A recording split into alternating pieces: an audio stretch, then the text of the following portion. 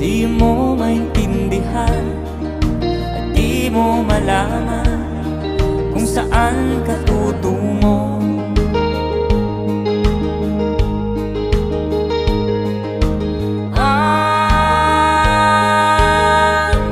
Kung nakamit mo ng pangarap,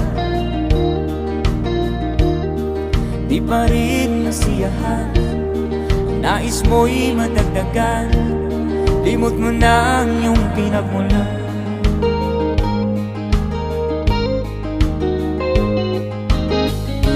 Bakit nga ba ganito